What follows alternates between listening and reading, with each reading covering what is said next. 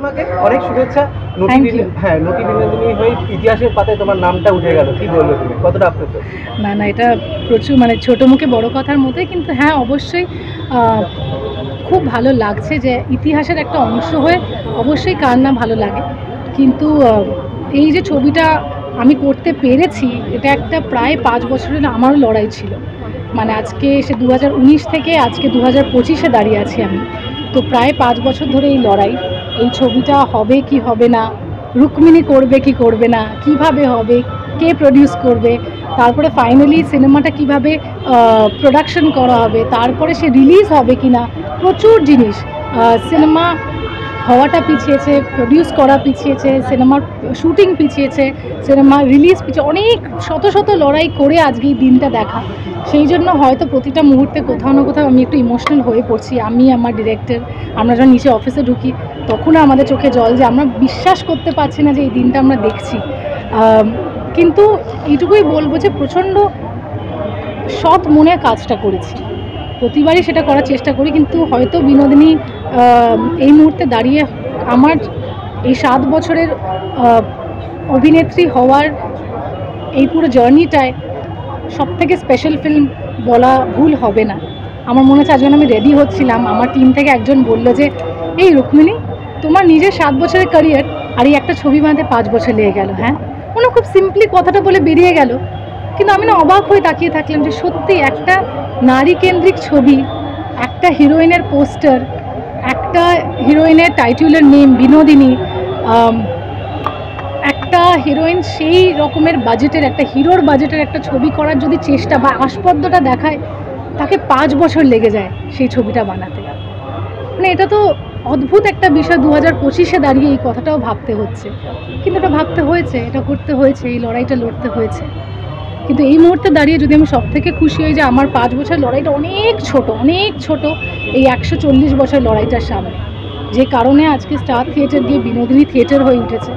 যেটা আমি বারবার বলছি যে আমাদের মাননীয় মুখ্যমন্ত্রীকে অসংখ্য ধন্যবাদ এই পরিবর্তনটা আনার জন্য, এই এত বড় ভুলটাকে ঠিক করার জন্য, এত বড় অন্যায়টাকে, অপরাধটাকে না মেনে নেওয়ার জন্য এবং ইতিহাসের পাতা বদলে ফেলার জন্য। সো অবভিয়াসলি আমি খুব গ্রেটফুল। এবং 23 তারিখে আমার ছবি আসছে, আপনারা প্লিজ হলে গিয়ে দেখবেন। আজকে কল্পতরু উৎসবের দিনে আমরা আমাদের ছবিতে যিনি ঠাকুর হয়েছেন চন্দন রায় সান্যাল, ওনার এই পোস্টারটা আমরা লঞ্চ করলাম। আমাদের মনে হলো যে আজকে এই দিনটা সঠিক দিন এটা করার জন্য। নতুন বছরে এত বলা উচিত যে এত একটা অসপিশিয়াস একটা স্টার্ট, একটা বিগিনিং, ঠাকুরের আশীর্বাদ নিয়েই হয়তো এটা করা, এবং বিনোদিনীর যাত্রাটা, রুক্মিণী অ্যাজ বিনোদিনীর যাত্রাটা শুরু করা। তো আমি এটাই বলবো যে আস্তে আস্তে আমাদের ট্রেলার, টিজার, সং সব কিছুই আসবে। আপনারা একটু ধৈর্য ধরুন, আপনাদেরকে সব কিছু আমি নিয়ে আসবো আপনাদের সামনে। যদি কোনো ভুল ত্রুটি হয়ে থাকে প্লিজ ক্ষমা করবেন, এইটুকুই বলবো যে আমিও শিখছি, আমিও মানুষ, আমরা সবাই টিম বিনোদিনী হিসাবে চেষ্টাই করেছে এবং পুরো মন দিয়ে চেষ্টা করেছে, এবং মানুষ মাত্রই ভুল হয়, যদি কিছু হয় তাহলে ক্ষমা করবেন, আর যদি ভালো লাগে তাহলে সেটাও অবশ্যই আমাদের জানাবেন। Thank you. অনেক রকম লুকে দেখা গেছে তোমাকে এখানে, এই বিনোদিনী চরিত্র করার জন্য কতটা R&D করতে হয়েছে তোমাকে? প্রচুর, মানে একটা পুরো পড়াশোনা, মানে একটা ইতিহাসকে তুলে ধরা এবং প্রচুর পড়াশোনা। কারণ শুধু এই ছবিতে বিনোদিনী একটি নটির উপাখ্যানে যদি আমি দেখি, শুধু আমার বিনোদিনী হওয়াটাই না, বিনোদিনী অ্যাজ নানান চরিত্র। সব থেকে কঠিন যদি বলা হয়, যে জন্য বিনোদিনী দাসীকে অনেক লাঞ্ছনা, অনেক কথা শুনতে হয়েছিল যখন উনি শ্রী চৈতন্য মহাপ্রভু করেছিলেন। এবং যখন আমি আমার প্রথম লুক সেট করি, আমার মনে আছে রাম বম্বে থেকে জুম কলে করেছিলেন, যেটা আমি বলছি না এই পোস্টারটা আমি লুকিয়ে লুকিয়ে করেছিলাম।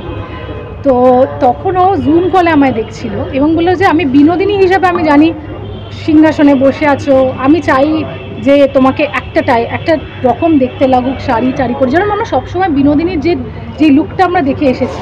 কিন্তু আমাদের ইতিহাসের পাতায় কোথাও ওনার শ্রীচৈতন্য মহাপ্রভু হওয়ার লুকটা দেখিনি, বা কাউকে সেরকমভাবে করতে দেখিনি।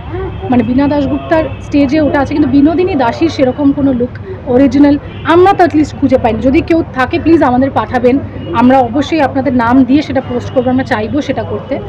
কিন্তু বসে আমি চৈতন্য মহাপ্রভু হয়ে দেখতে চাই, এবং যখন উনি দেখেন তখনও বলছিলেন যে তুমিই আমার বিনোদিনী। তো সেই জার্নিটা, তারপরে প্রচুর নানান থিয়েটারে প্রচুর থিয়েটারের চরিত্র নিয়ে করছেন, সে নীল দর্পণে হোক, কপালকুণ্ডলা হোক, সেই প্রতিটা চরিত্রের সাথে নিজেকে ইন্ট্রোডিউস করা, নিজে শেখা, নিজে পড়া, সো একটা এক্সটেন্সিভ লার্নিং ছিল। আমি থেকে ট্রেন করেছিলাম সে 2019 থেকে, সেটাও লুকিয়ে লুকিয়ে করা, কাউকে না বলে, কারণ আমার বলছে যদি না হয় বাবা, যদি নজর লেগে, আমার খুব মাঝে মাঝে আমার খুব ভয় লাগে বাবা নজর লেগে না যায়, কিন্তু সেই হলো, কোভিড হলো। কিন্তু এই সব কিছু মিলিয়ে মাঝে মাঝে হাল ধরেছি, মাঝে মাঝে হাল ছেড়েছি, কিন্তু ফাইনালি গিয়ে ছবিটা হয়েছে, অ্যান্ড আজকে বিনোদিনী হয়ে ওঠা, তো খুবই ভালো লাগছে।